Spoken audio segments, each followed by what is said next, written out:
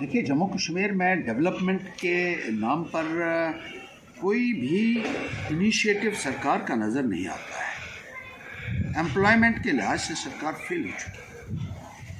अगर इनकी कोई कारकर्दगी है तो वो है शराब की दुकानें खोलने की।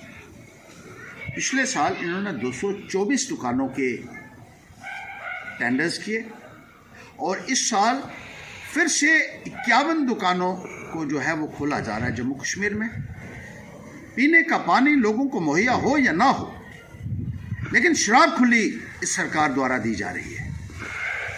और एक बयान में जो फाइनेंस कमिश्नर है उन्होंने ये कहा कि शराब की दुकानें खोलने से रोजगार बढ़ेगा। इतना भद्दा जो है बयान मैंने आज तक कभी किसी ऑफिसर से नहीं सुना होगा।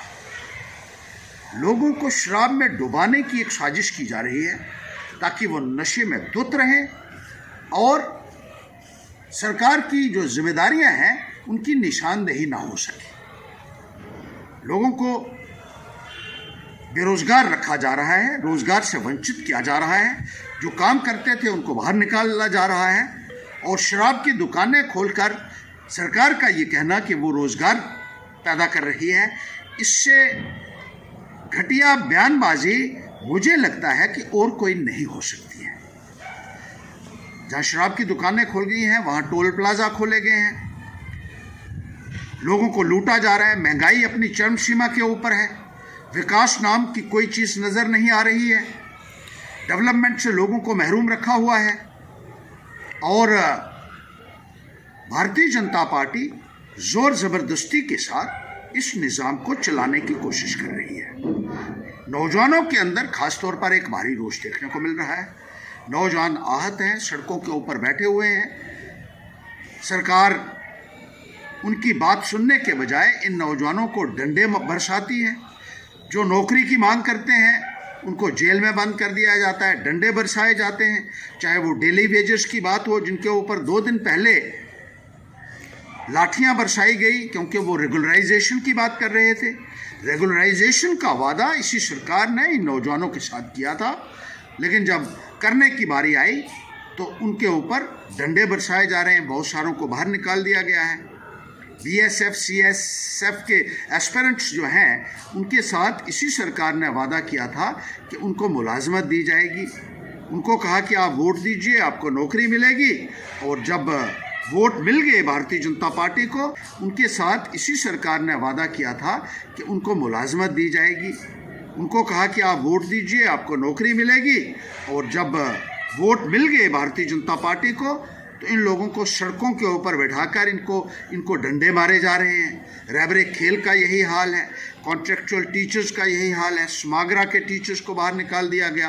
हेल्थ डिपार्टमेंट में जो लोग लगे हुए थे उनको बाहर निकाल दिया गया।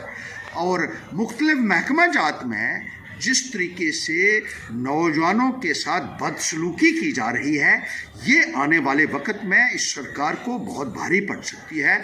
और इसी तरीके से आंगनवाड़ी वर्कर्स हैं, आशा वर्कर्स हैं, इसी तरीके से एनएचएम के कर्मचारी हैं, मनरेगा के कर्मचारी हैं, एसपीओज हैं, जिनके साथ वादा करके इस सरकार ने वादा खिलाफी की है। इनकी दिल्ली में भी सरकार रही और जम्मू कश्मीर में भी सरकार रही और आज भी जम्मू कश्मीर में केंद्र का शासन चल रहा है, यानी भारतीय जनता पार्टी का प्रॉक्सी रूल जम्मू कश्मीर में चल रहा है। और नौजवानों के साथ इस किस्म की बेरुखी, इस किस्म का बदा मजाक, इस तरीके से उनके ऊपर लाठीचार्ज होना सरासर निंदनीय है, कंडेमनेबल है। और आने वाले वक्त में इसका खुमाइजा भारतीय जनता पार्टी को भुगतना पड़ेगा।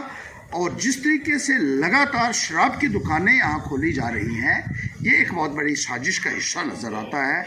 और आम नागरिक इस बात को समझ रहा है कि ये टैक्स लगाकर लोगों को लूट रहे हैं और लोगों की समस्याओं के साथ भारतीय जनता पार्टी सरकार का ऐसा लगता है कि कोई लेना देना नहीं है। और इसी का सिला आने वाले वक्त में उनको मिलेगा। लोगों से हम ये अपील करना चाहते हैं कि जागरूक होने की ज़रूरत है। भारतीय जनता पार्टी की इन साजिशों को, इन पॉलिसीज़ को समझिए और आने वाले वक्त में एक सही फैसला कीजिए ताकि आपको इंसाफ मिल सके और बेरोजगार पढ़े लिखे युवाओं को न्याय मिल सके।